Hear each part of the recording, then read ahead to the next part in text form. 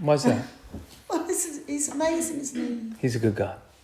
I just want to dwell on it. Yeah, he's good. I mean, we're looking at remember how when we were looking at Judges, I just kept on saying, hold on, it gets worse. Hold on, it gets worse. Chapter 6, hold on, it gets worse. And his mercy that he is trying to give to this planet is one that's completely undeserved. And for him to be able to find 8 souls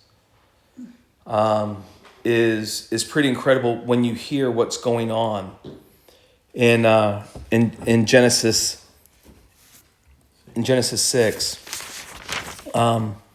But again, his mercy shines when it's the most dark. And it shines when we realize we are not worthy of it at all. 8 souls out of all those people. Yeah. And again, just at that point. Yeah, we're just, it is completely reasonable to think that there are hundreds of millions, if not billions. It's reasonable, unless with all the murders and everything going on. A lot of people have asked, so why do we only find in fossil records? Why do we only mainly find animals? Why don't we find all these people? Well, the reality is that people do a really good job of trying to figure out how to float. People do a good job at trying to get higher ground. We watch what's going on, and I think that's kind of the main reason why we don't see huge piles of fossils of humans, just of animal life. Okay. But that might be a good question to ask Creation Ministries. So in chapter 6, verse 1, it says, "And it came to pass that the men began to multiply on the face of the earth, and daughters were born unto them." Oh, now we're about to get controversial here. "That the sons of God saw the daughters of men, that they were fair, and they took them wives of all which they chose." All right, so we have one of two options to say what's going on.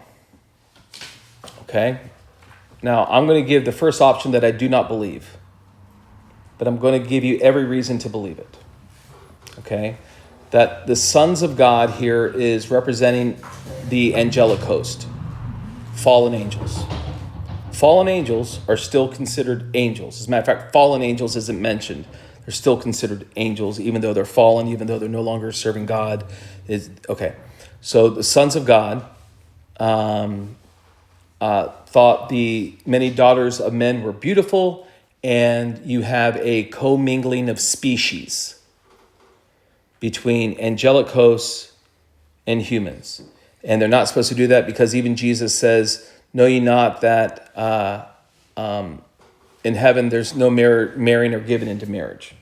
Makes that very, very clear. Okay.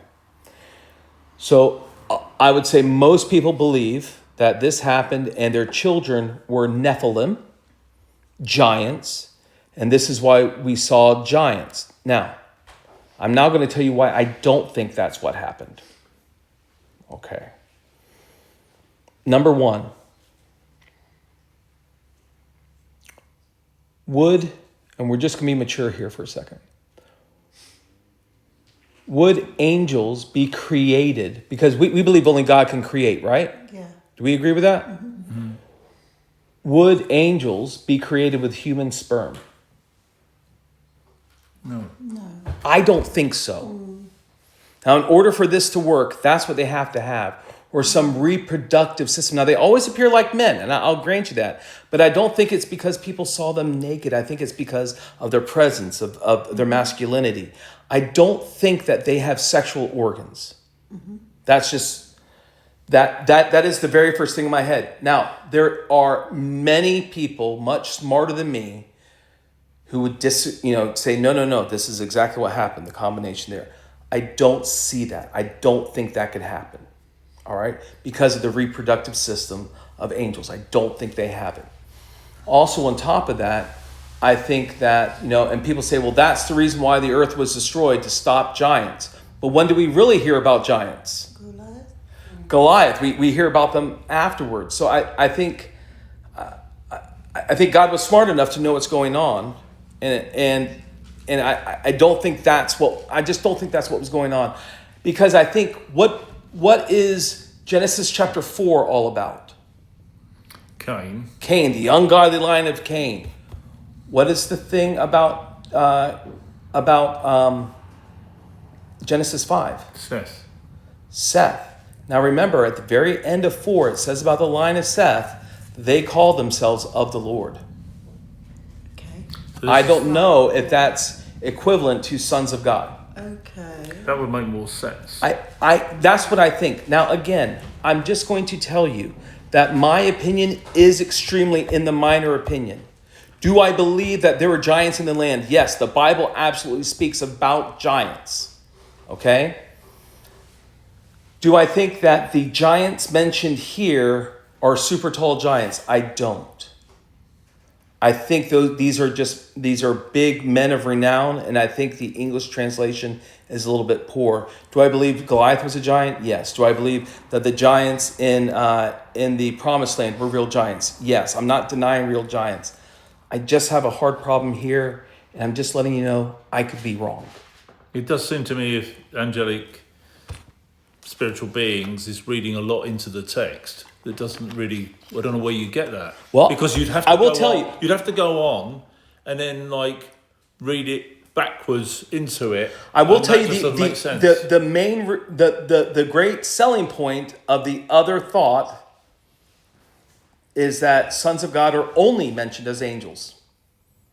And that if this is not angels, this would be the only time that they're not angels. Okay. I know, I'm not. You're saying in this instant it's not angels. I think it was the godly line of Seth intermingling with the wicked people of Cain. That's what I think. You don't believe that the fallen angels procreated with humans at all? I think it's impossible for them to. However, again, in Genesis, we talk about these angels that left their first estate. Yeah. I mean, again, I do understand, and I'm not denying Scripture. I'm trying to go, okay, I know this, and I know this, and I know this. All of it's true. How does it fit? I don't think, again, here, I'm not denying angels. I'm not denying the wickedness of angels. As a matter of fact, okay, now you're really going to think I'm weird. Okay? You already know this.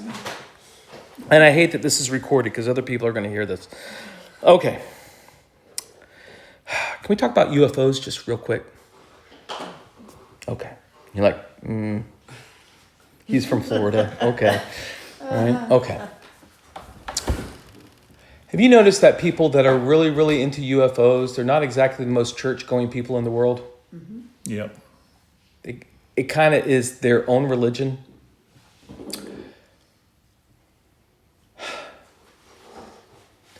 Have you noticed that, like, when people talk about being abducted by aliens, there's a lot of sexual assault that's involved in it? Mm-hmm.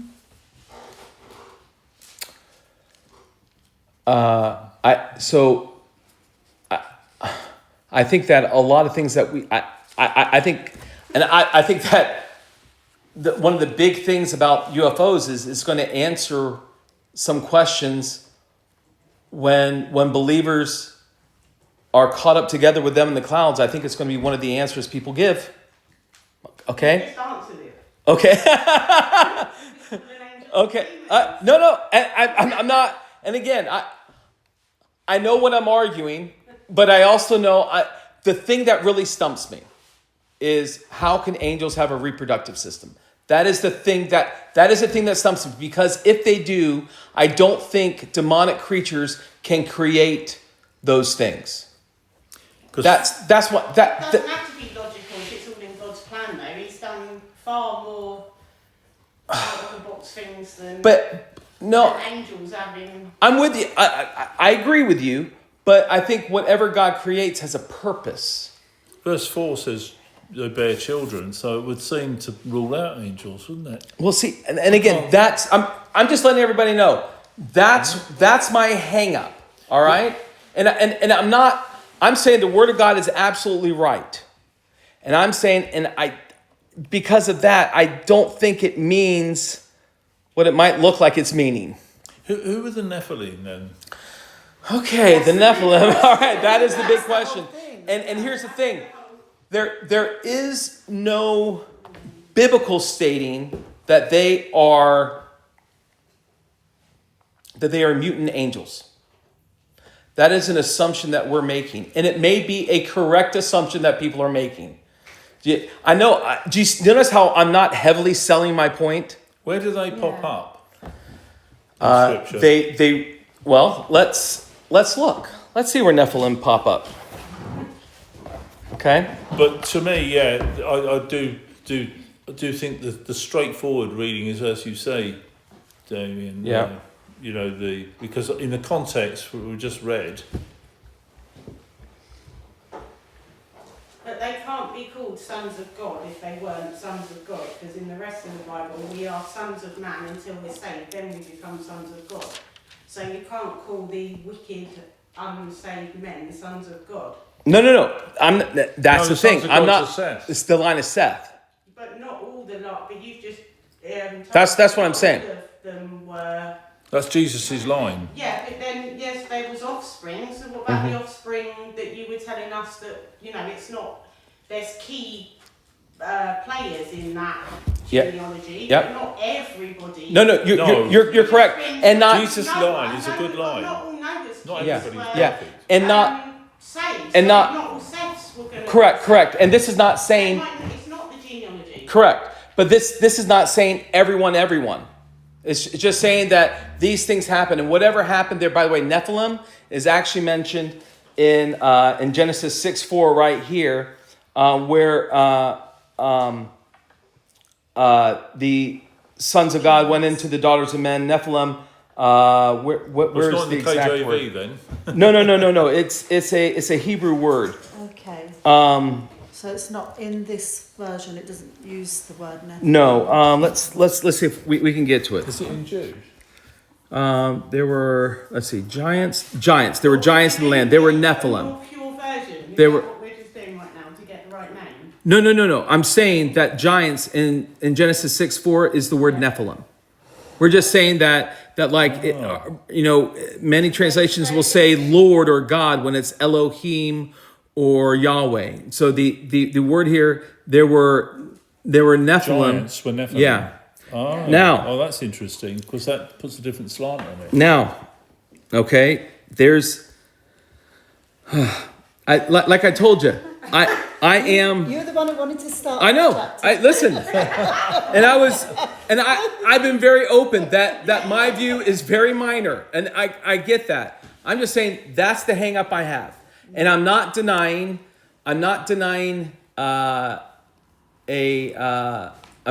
the idea of giants. I am just saying that I have a hard time with interspecies creating humans, because indeed it says that their creation, that they bear children to them. They didn't bear Nephilim to them; they bear children to them. Now they do say that there were giants, in the earth in those days. Okay, It doesn't say that those were the children of these people, but it certainly does put it also after that. When the sons of God came into the daughters of men, that they bare children unto them, which became mighty men, which were of old, men of renown. It seems like the Nephilim in 4 are different from the men of renown that was the result of the sons of God and the daughters of men. It seems like in verse 4 that they're not the same people. I think I'm going Be I something think I'm worth going to having have a look to. at again. This is, Homework. this is okay. This is too big to. Hey, and if you leave here saying, Pastor, you've gone around the twist, you're wrong. Hey, there's logical. There's a lot of people that agree with you. Study is when we all Yeah. study the Bible. There we go. different There we go. views. But so again, verse 4, He's the the scholar. giants and the men of renown seem to be different. The men of renown. It does seem to be different to me. Yeah. But I think it's. We need to draw a line. Yeah. And Have a good. Yeah. Studies. Yes, please. This is why looking at this is fun.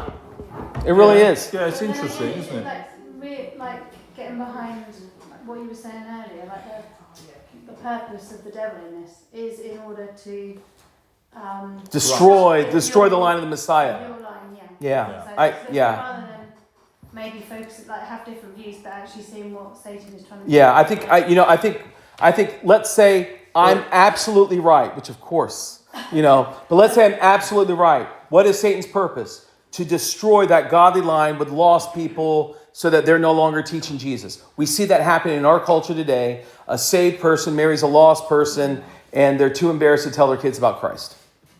So Okay? whichever view you take, in 4 is obviously becomes corrupt because you've got good and bad mixed up. Correct. So however you get there, The result... They all get wiped out anyway. Yeah. The result is verse 5, which I think is actually one of the hardest verses in the whole entire Bible. And when I say hard, I don't mean difficult to understand. I mean it's extremely easy to understand. But just to understand the reason why God had to wipe everything out. Look at verse 5. And God saw that the wickedness of man, there we go, was great in the earth, and that every imagination of their thoughts, of their heart, was evil continually. that's pretty strong. I mean, you look at that. There's at least 7 descriptive words about the evil of their hearts. At least 7 descriptive words. And what's going on here is again, if you want to bump back up to verse 4, we see that there's men of old, men of renown, prideful men. This is that idea. This is that idea of Lamech. I've slain my people for bumping into me. So what's happening on the planet is absolutely terrible. And we're not that far. We're just a couple of chapters away from when it was really, really good. We only got to page 12. Mine. Exactly. And look at verse 6. And it repented the Lord that he made man on the earth. Noah, we know what repent means, right? Repent. God didn't necessarily change his mind because of man's action. He could not be in that positive face with him. He could not look upon them, almost like with Cain. His face could not be toward them. And by the way, but there's also an emotional side to this. Why is there and not denying the omniscience of God, not denying the perfection of God, not denying the immutability of God, not denying his holiness, not denying anything. But why would God be so brokenhearted about the wickedness of man that's on the earth? He loves him. Why was man created? For communion. For communion, fellowship. Man was created to be his bride. I mean, this is everything that God has created us for. Looks like it's just gone away. It's gone. And it grieved him at his heart. I don't care how you try to do this. This is designed to be an emotional thing. That God is not looking at this nonchalant. God is not aloof to what is going on. These are some serious things to God. And it grieved him at his heart, not just because people are doing wrong, but because this requires judgment. And the Lord said, verse 7, I will destroy man whom I created. He's not just saying I'm going to destroy man, but you notice that phrase, whom I created? This wasn't the way it was supposed to be. Now, did God know this was the way it was going to be? Yeah. Sure. But it grieves him. Both man and beast and creeping thing. I can understand the spiders. And the fowls of the air, for it repenteth me. I have to turn It repenteth me that I made them. But, verse 8, but. Aren't you glad for the buts of the Bible? That might be awkward to say, but there's a reality to that. It's only awkward if you make it awkward. That's my spiritual gift. But Noah found grace. God didn't look at Noah and say, Noah, oh good, finally somebody perfect. We don't see that. We see that Noah found grace in the eyes of Yahweh. And these are the generations of Noah.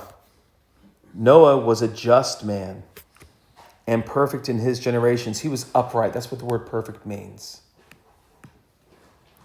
And Noah walked with God. But yet he still found grace. And Noah begat 3 sons, Ham, Shem, and Japheth. The earth was also corrupt before God, and the earth was filled with what? Violence. Violence. The further a world gets away from God, the more violent it is. You can just tell when people are absent of a gospel message, they are violent. You can see when communities don't have a gospel preaching church that nobody's going. They may have a religion, but when they don't have the gospel, it's violent. And because man did not have a relationship with them, they were corrupt before him, and the earth was filled with violence, and God looked upon the earth, verse 12, and behold, it was corrupt. For all flesh had corrupted his way upon the earth. What does that word corrupted mean? Decayed, spoiled. Everything that they were doing. Injured, ruined, rotted, perverted. Almost sounds like modern day England, doesn't it? Almost sounds like the good old US of A.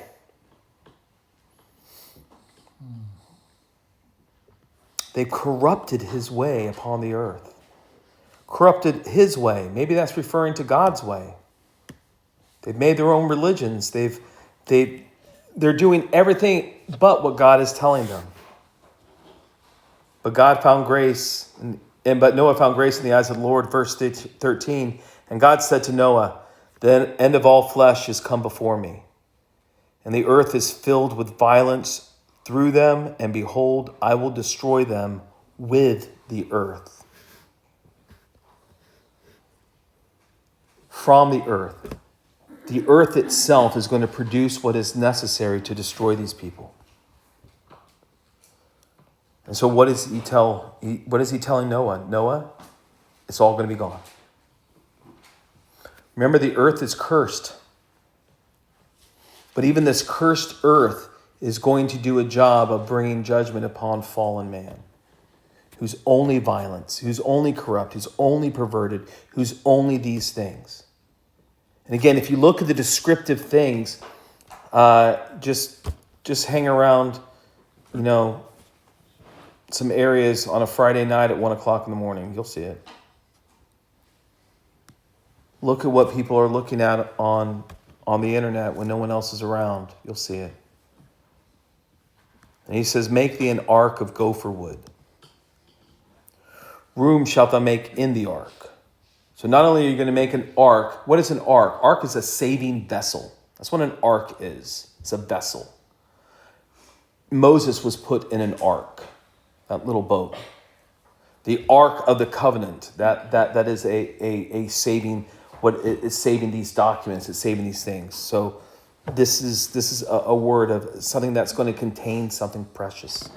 They say it's like a box. Yeah. It's not got sterns and bow and, like we think of a ship. No, it's a box. Yeah. That floats. Yeah.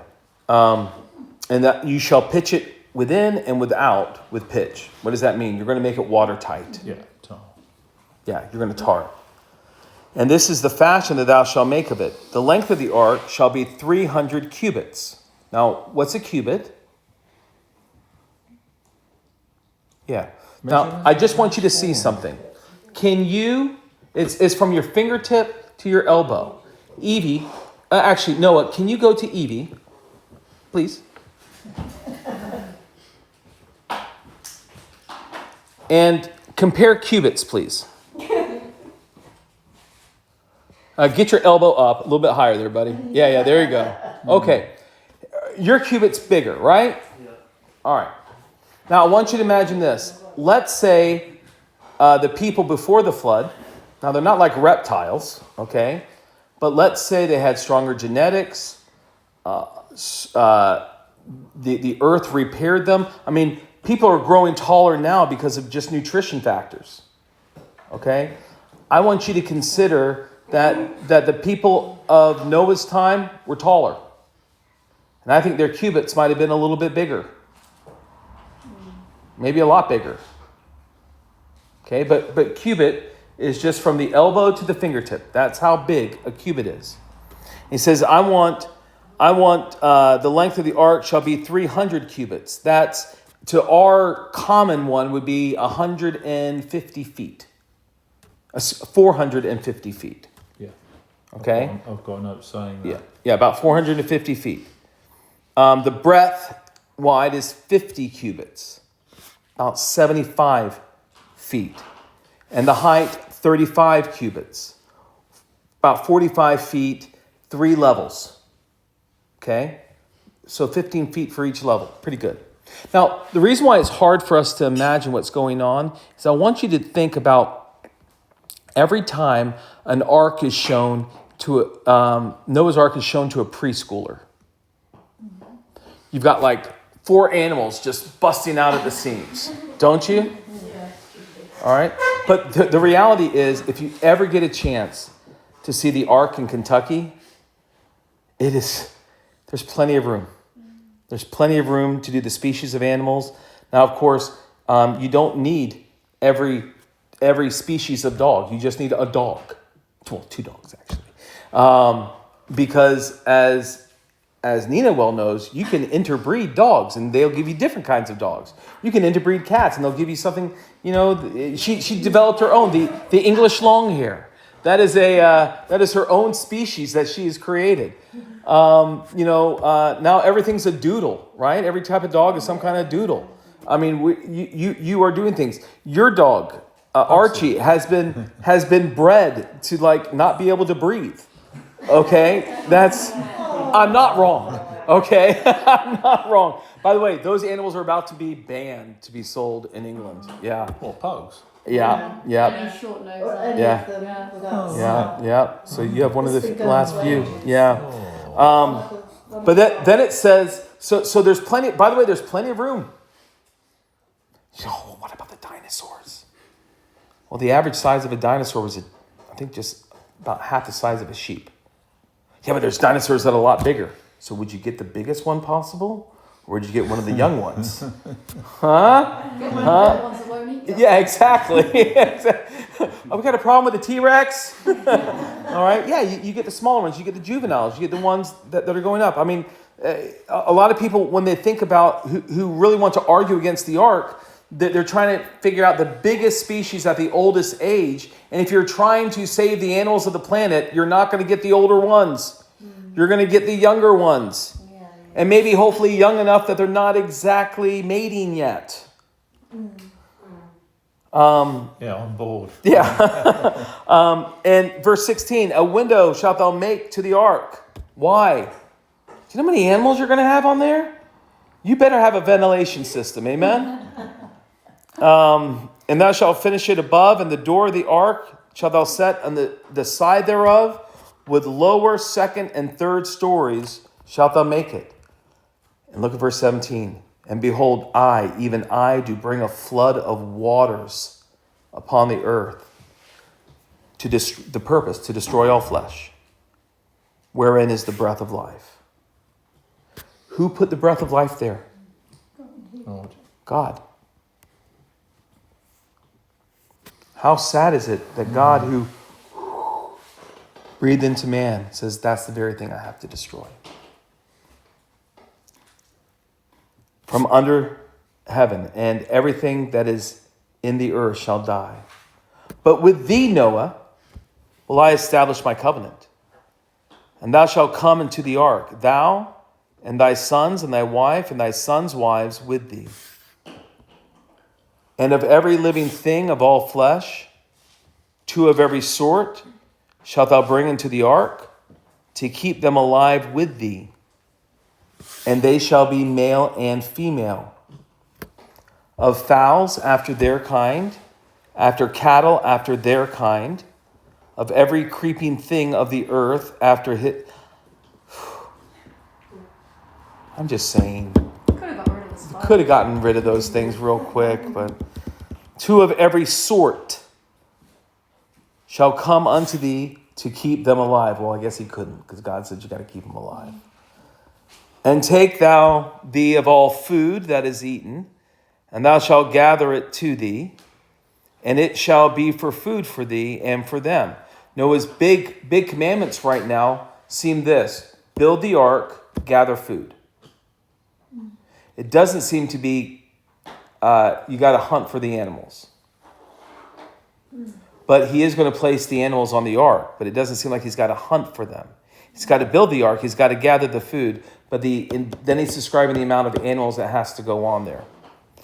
Thus Noah did according to all that God commanded him, so did he. And so just a couple of points that I want to make. The building of the ark took a while.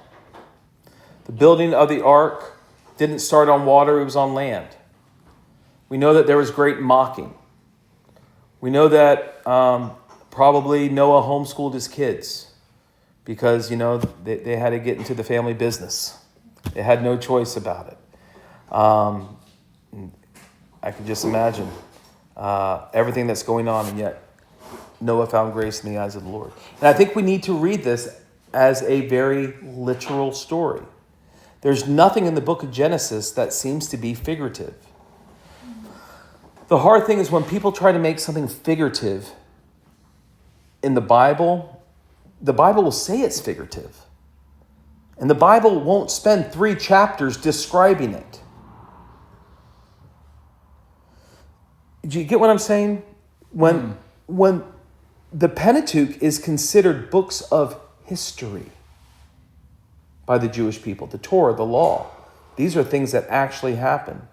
When Jesus speaks about some of these events, and it seems like Jesus accepted these as actual events. When these things are described by Peter in 1 Peter, that 8 souls were saved. These are certain things that were expected. And we'll talk more about the flood next time, but I think we're getting the idea here. Here's the main idea. Cain murdered his brother. And we see the wickedness of Cain's line going. We see the godliness of Seth's line, but not enough to conquer what's going on in the world, because there's other lines, there's other children. And when we get to Genesis 6, everything is terrible. And they're wicked and they're perverted and they're violent. Violent. That's one of the big key words. They live on violence. And they've perverted his ways, and God says we can't go any further. But Noah found grace. Noah was a man that walked with God. And God says, Noah, we're going to do this. I'm going to use you. But I still need you to do some things. All right? Any questions about Noah up to this point in chapter 6? No? Okay. Just thinking about God knew all this though. Mm-hmm. He knew it was going to happen, didn't Yeah. And he? Well, not that but he still gave them chances. yeah. He still gave them, didn't he, chances that they could have changed. If And there was examples of yeah, there were godly people. But and I think and that even with it, because it took a long time to build the ark, so that was right More up to the end. You know, there was still time because Noah did tell people, didn't he, oh yeah, about the Lord. So it wasn't just that he was, you know, sat in his word. It would have taken ages to do this. yeah. This was a Big. this is a very serious undertaking. This was a very serious thing, and Noah preached during it. We'll see that later. We'll see that next week. So, and Susie, you're kind of tiptoeing on a question. God knew this. Why would he still create man? Why? Because again, if he were to give man his liberty, his freedom, to have a bride that would choose him, this was the course it had to go. There was no other options. But Noah was exceptional, wasn't he? He was an exceptional man of God. I know It seems like he was a man that was against his time. Yeah, and he, to build this ark is over a long period, and he stuck at it, and he would have been mocked heavily. It's pretty impressive. Yeah, mocked. But I want you to just consider remember, what's the key word here? Violence. I mean, I wonder if they had a beam in one hand and a sword in the other. And I'm not trying. I'm not trying to add things to it, but I'm literally looking at what's already there, and it's describing this. And so I don't think that the local community is like, "Oh, good on you, Noah," because he's preaching, "You all are going to be destroyed because of your wickedness." And if Cain was willing to slit his brother's throat, what are they going to do with this guy?